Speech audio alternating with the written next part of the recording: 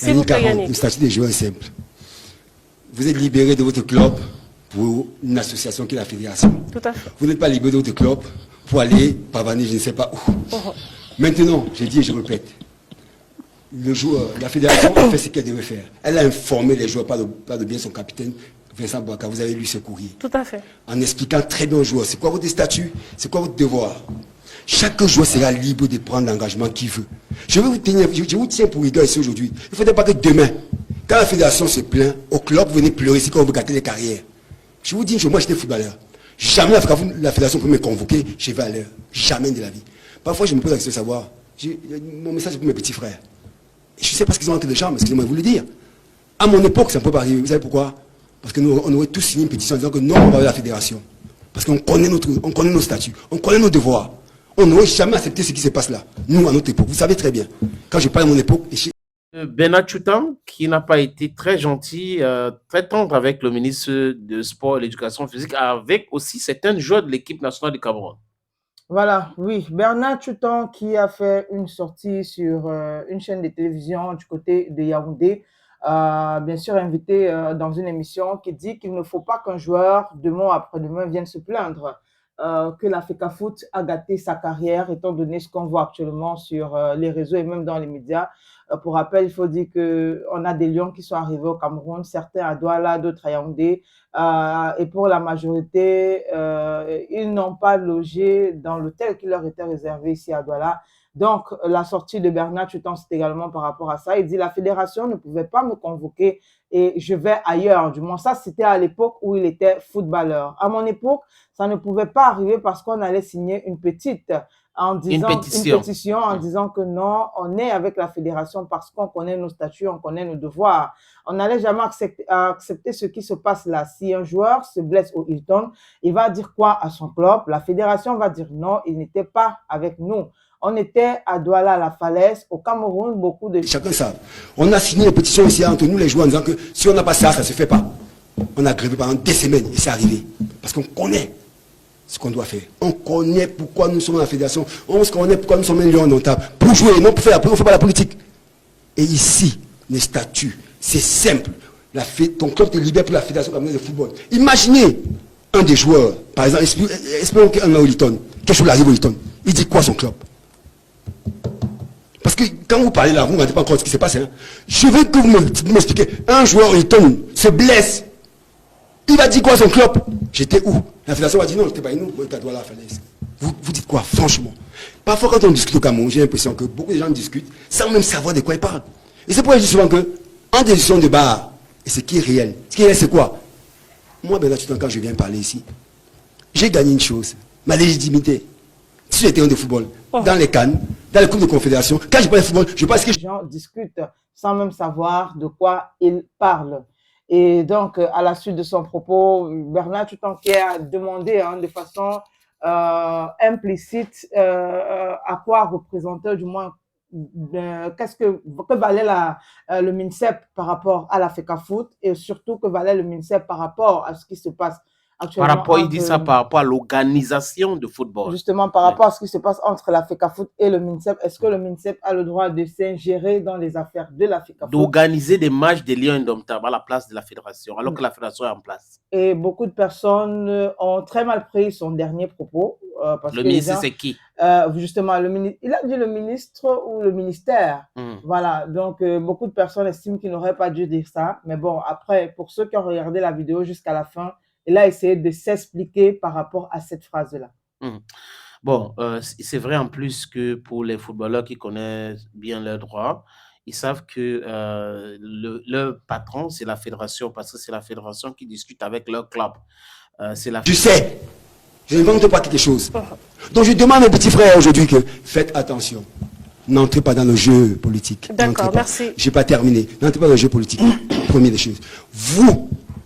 Vous êtes responsable. Une seule organisation, association reconnue par la CAF, c'est la fédération. Elle vous a convoqué, vous rendez à la fédération. Maintenant, excuse-moi pour l'autre point de ta question. Je pense que les choses sont simples. La CAF, la Fédération camerounaise de football, la CAF, a déjà dit et a répété que le match se joue à Garonne le 7. La CAF a confirmé. Tout c'est là. Donc, c'est pas quelque chose qui est inventé. On n'invente pas. Je sais que nous, au Cameroun, on a l'habitude que voilà, on ne respecte pas les lois, on fait ce qu'on veut au Cameroun. Mais c'est pas nous, entre nous, le Camerounais, là. Là, on est en train de parler des instances internationales, de la CAF. C'est pas de nous, c'était nous, en Camerounais.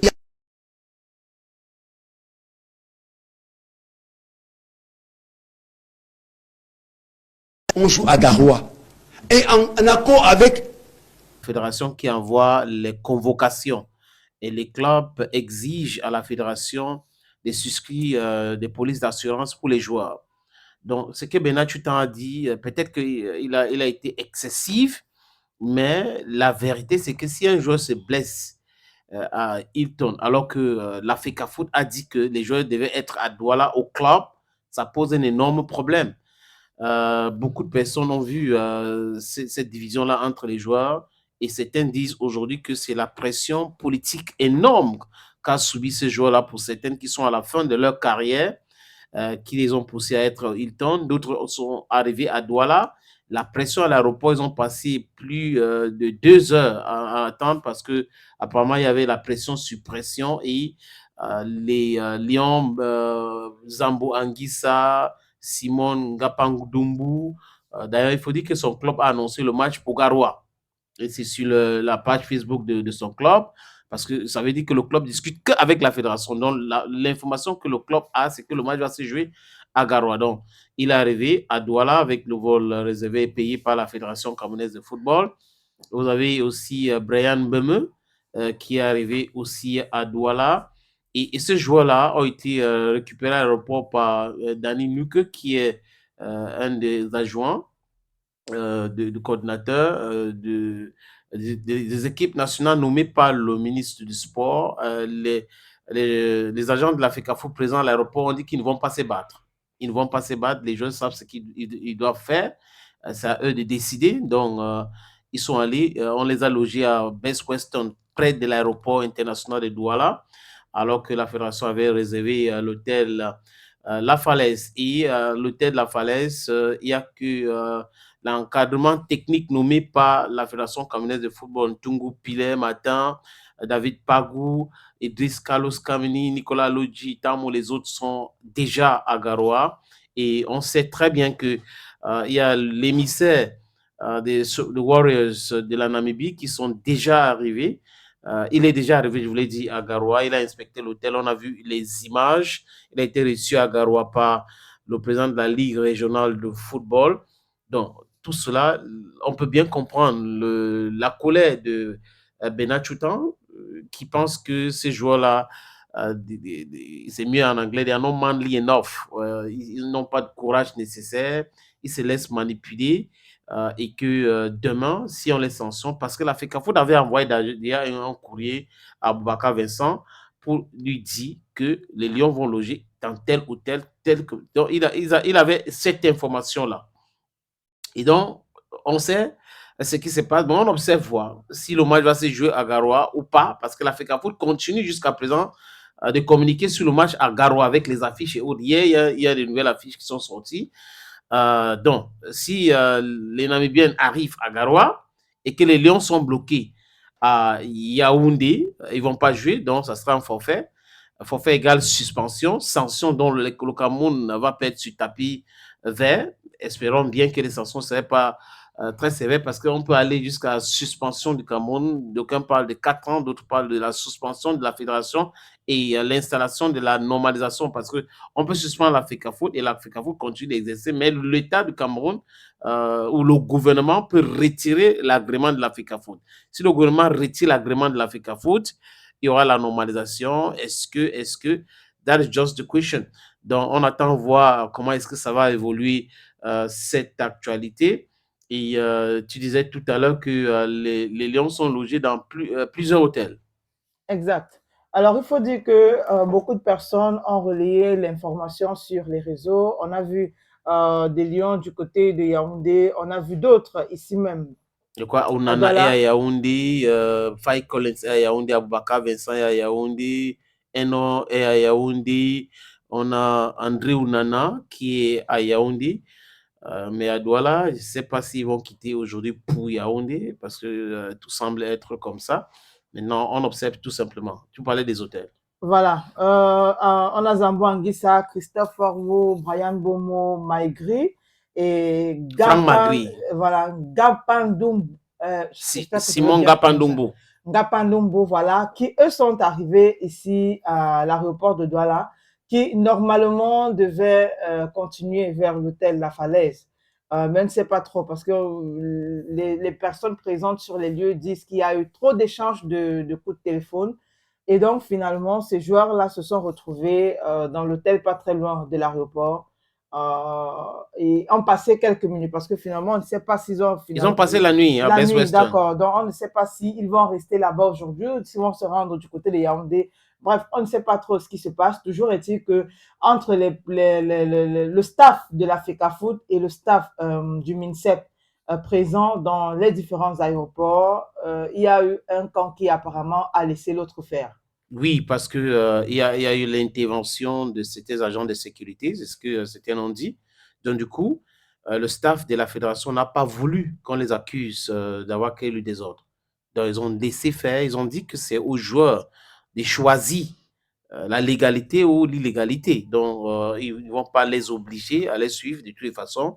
Ils disent que le match va se jouer à Garoua. Il y a des délégations de ce côté.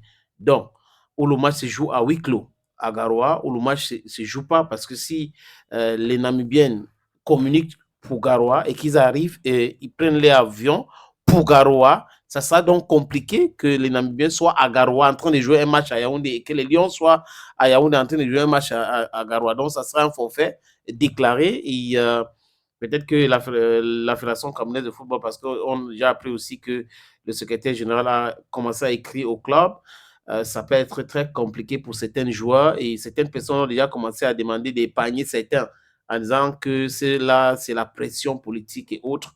Mais bon, let's just wait and see. On observe cette actualité-là. Comment est-ce que ça va évoluer? Les deux fédérations qui sont bien d'accord pour jouer à Garoua.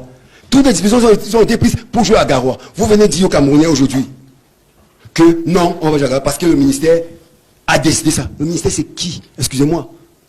La fédération qui prend, et ça, Yannick, comme Gérard, je ne vais pas vous comprendre. Vous savez très bien que ça se passe comme ça. Mais pourquoi vous ne dites pas au peuple camerounais ce qui se passe? C'est l'arrogance, là, malheureusement. Quand vous demandez quand tu demandes que Yannick, s'il vous plaît. Je parle de l'aspect technique, tactique. Le ministère pour aller voir.